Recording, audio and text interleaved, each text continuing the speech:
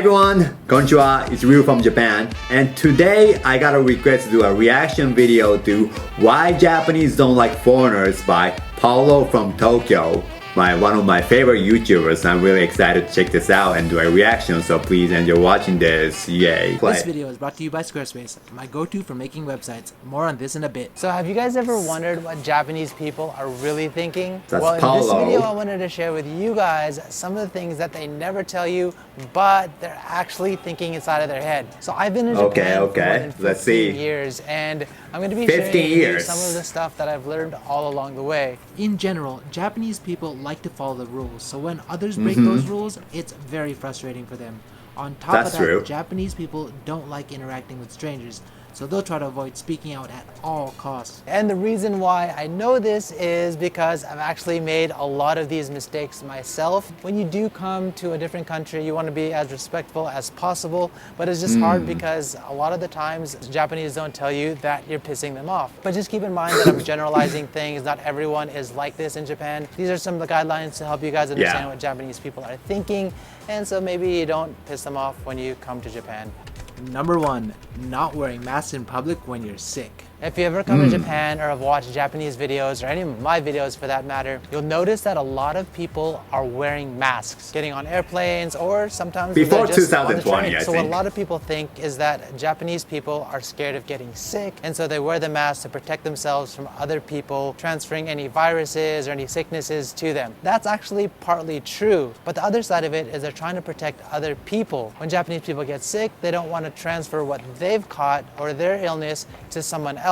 So they wear a mask to protect other people. So what actually pisses them off is that when someone else is sick and they're not wearing a mask. As a common courtesy, Japanese people expect others when they're sick to wear a mask. So if you're ever in Japan and you do get sick, it would probably be before the good pandemic, to wear this a was mask. shot. Let's forget about the pandemic for now, but so a lot of Japanese people do wear masks because one, like as he said, two, because they're sick, and two, it's only to hide their face. You know, some Japanese people are shy and they don't want to show their face and expression sometimes. And like for girls, they wear it because sometimes they don't have makeup on and they want to hide their face. So it's like wearing a mask is like a fashion in Japan. And you know, just forget about the pandemic. Now everyone in the world is wearing a mask, but this was shot before the pandemic. So yeah, so that's the thing. Right? If you've ever been walking the streets in Japan, or especially Tokyo, you probably rarely see Japanese people squatting. The reason for this is when Japanese people see someone squatting, they actually think that this person is poorly brought up. And one thing that I kind of see personally in Tokyo, especially as a tourist, is I'll go to a department store and I'll just see them like sitting against a pillar, or sitting like actually on the ground in the department store, or maybe they're sitting on some stairs. This is actually the same thing as squatting in public. Japanese kind of view that as behaving poorly. So the thing is, in Japan, department stores are considered luxuries. So it's kind of weird for Japanese people to see someone squatting when they're trying to like get that luxury experience. It's kind of like seeing someone picking their nose right next to the Chanel shop or like the Gucci shop. So if you do feel tired, then definitely find a seat. I know Tokyo is a bit hard, especially because there's not a lot of places to sit. You can definitely try to find a seat, or what Japanese people will do is they'll find a cafe and they'll sit there. Alright, this is true, but in the daytime, we don't see that many people squatting in public, but at nighttime, there are so many people squatting in public, especially in Tokyo, like Shinjuku, Shibuya, like they're drunk and squatting in public, laying down. So yeah, in the daytime, this is true. But number 3, blocking traffic. Now this kind of goes hand in hand with like sitting in department stores or squatting in public. Basically, you're making a nuisance of yourself when you're blocking traffic. So for example, you'll be walking on the street, you'll just see like a group of tourists just standing in the walkway and not letting people pass by. That just like really pisses people off, because a lot of people are trying to get from A to B and you're just like getting in their way and you're not kind of considering others. Not to say that all foreigners or tourists do this, but Japanese people do it too. But as you get kind of older, you realize to be more courteous of others, and you try not to get in other people's way. So if possible, if you need to stop, don't stop in traffic. Try to go off to the side where you're not actually getting in people's way. I guess this is true like everywhere in the world. Like you don't want to have like a tourist squatting in public, right? So Number 4, expecting places like food stalls to accept credit cards. And now I've gone over this so many times in my other videos that Japan is still very much a cash-based society. If you're buying street food, probably not expect them to accept a credit card because it's just kind of common sense, common knowledge that these places don't accept credit card and they will get kind of like annoyed. It's kind of like, why are you asking me to take credit card when you know this place, these shops don't take credit cards? Because at the end of the day, it just makes you look like you don't have any common sense. Alright, so it just started to rain, so I needed to find some cover, and what better way to do it than here? Alright, so like about credit card, people say that Japanese people will use cash more, but there are many places still that you can use credit card. Like for example, me, like I use credit cards a lot in like restaurants and like when I go to hotels and like everything, like I use credit cards a lot. But like for like those public vendors and like omatsuri, like they don't take credit card. But I guess that's like same everywhere in like Asia mostly, because Asia, like if you go to Thailand and like street food, like they don't take a credit card, you know. Let's continue on. Number 5, eating at tourist trap spots. Now this one, again, maybe doesn't piss Japanese off per se. It is kind of embarrassing to go and eat at these kind of places because it's just so much food that Japan has to offer. When foreigners go to these like very, very tourist trap places and eat, it's kind of like, oh, you kind of missed out. Thing is, I've actually gone to a lot of these like tourist trap places myself, just not knowing better, and I kind of wanted to give you some pointers on what's a tourist trap spot and what is not. This usually applies to, for example, like izakayas, Japanese drinking restaurants. So the ideal for a good Japanese restaurant would be a place like this that keeps it simple with minimal signage. What you'll find instead with like a lot of tourist trap places is not only will they have their sign, it may be in English, but they'll also have a signboard with pictures in not only Japanese, but it also has English on the menu. You're kind of like, oh, so they are like catering to a foreign market.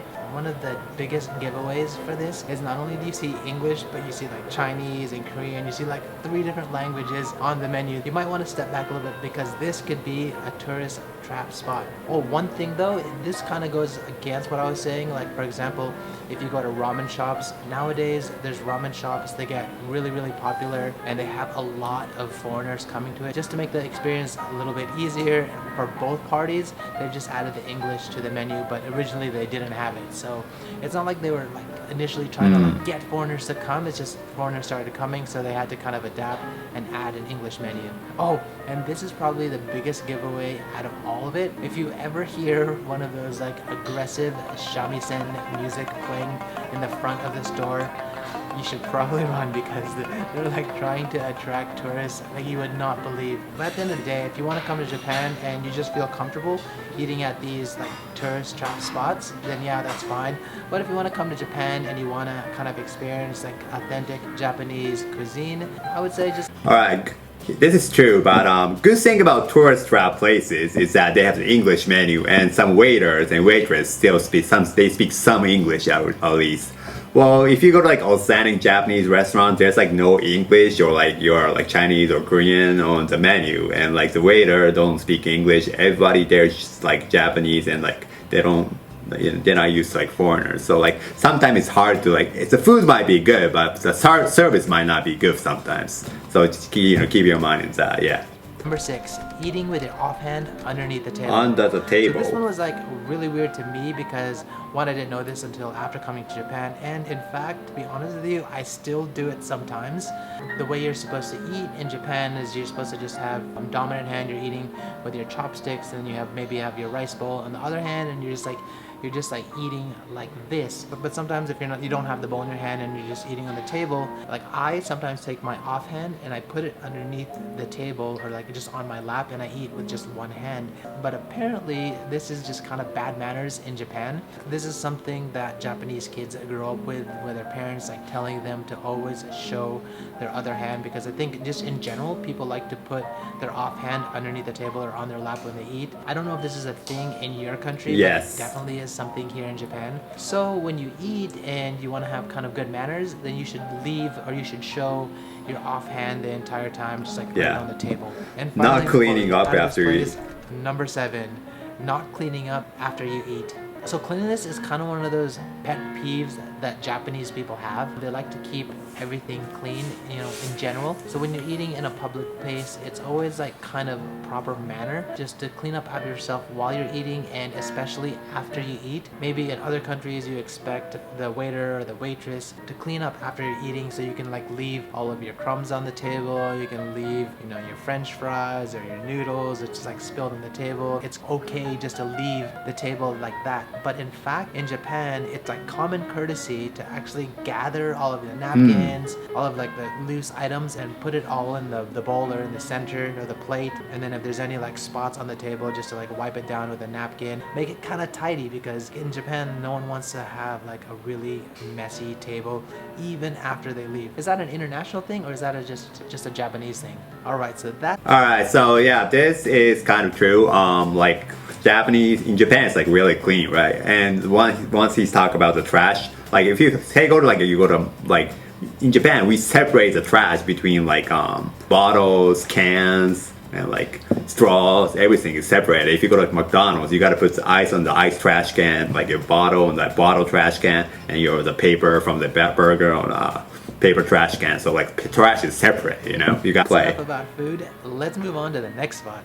Number 8, making people wait. people. This one actually pisses a lot of Japanese off. So in general, I think Japanese people are very punctual, and that's just because they're being considerate of others. They don't want to make other people wait. So when they're supposed to meet someone, say for example for work, then they'll usually arrive 5 to 10 minutes early on site. They'll probably like go up a minute or two before going to the front desk and checking themselves in. It's just like, it's one of those things, being considerate is probably on the priority in like thinking of others. So the fact that you're late, meaning you're wasting other people's time, and Japanese people don't like to waste time, and in fact they hate it when someone else wastes their time. In fact, I've been here so long, it kind of pisses me off, to be honest, when people that I have a meeting with are late. I'll actually set up a lot of international calls like on Skype or whatever. People overseas are always like 5, 10, 15 minutes later. They email me just before, sorry, got stuck in a different meeting. And I think it's almost like common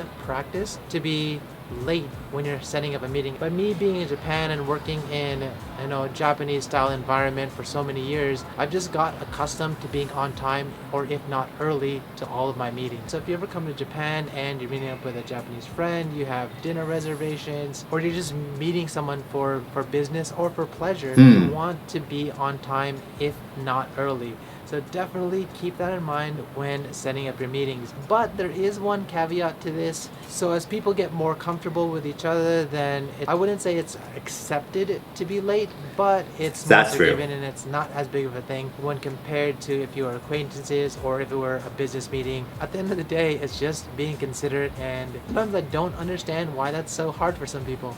Maybe it pisses me off.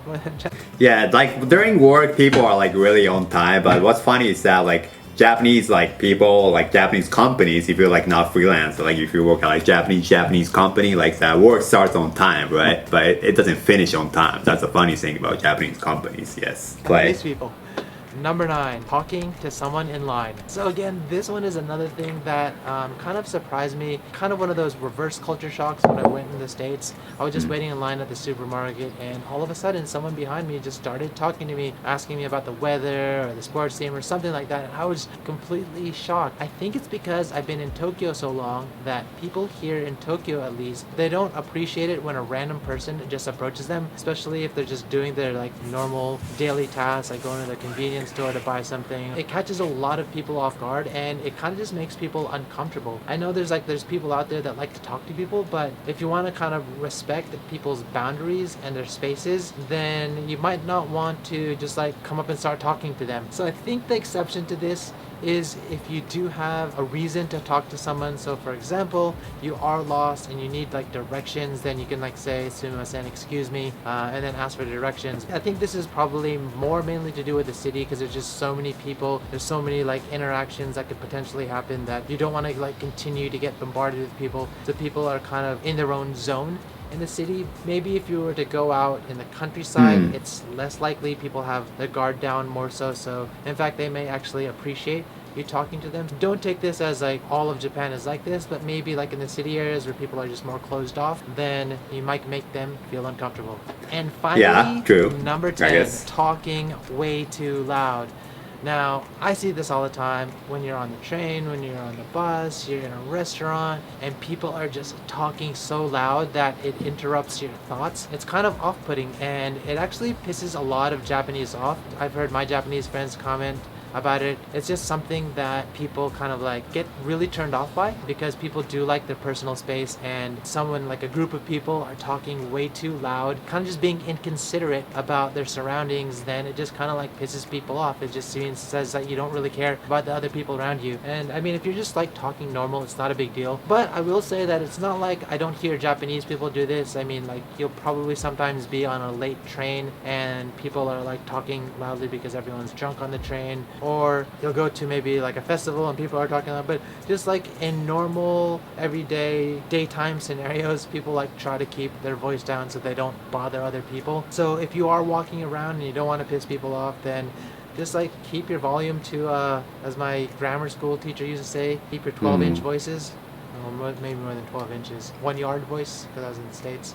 So yeah. Yeah, this is true. Like, you know, if you talk too loud on trains, like, it's kind of pisses Japanese people off, because in Japanese trains you're not even allowed to call on the train, call on the phone. So, you know, you just be quiet on the trains. That's a rule like here, I guess. I don't like that rule, but you know, that's a rule, I guess. But those are my top 10 things. I don't know if this video gets really popular, maybe it gets like 10,000 likes or gets a few 100,000 views, then maybe we'll do another one. So yeah, I want to see another one. This video if you want to see another one, or else if you want to see what I'm doing on the daily, then check out my Instagram account. If you want to support the channel, then check out my Shibuya merch. Yeah, if you want to see my other Japan guides or my day in the lives or anything like that, hit that subscribe button and the bell button, and I'll catch you guys. Wow, that was Why Japanese Don't Like Foreigners by Paolo from Tokyo. Like, most of the things he was saying was true, but you know, it depends on people. You know, there are people who don't like foreigners, but there are also people who love foreigners. Like, I like foreigners, and I really want foreigners to come to Japan. Like, now it's pandemic, it's harder, but like, I'm really happy at Japanese that many foreigners are coming to Japan, and like, they are showing interest in Japan, whether it's from anime or music or anything. I'm really happy that many people like Japan and respect Japanese culture. We Japanese people are really happy about that. Alright, so if you like this video, please give a thumbs up and subscribe to my channel and check out my videos. And also please subscribe to Paolo's channel as well, as he's one of my favorite YouTubers. So yeah, thank you very much for watching today. I also play some music and I'll do some Japanese lessons online, so please check that out as well. Alright, so thank you for watching today. See you. Sushi, Tempura, arigato, konnichiwa. Sushi, Tempura, arigato, sayonara.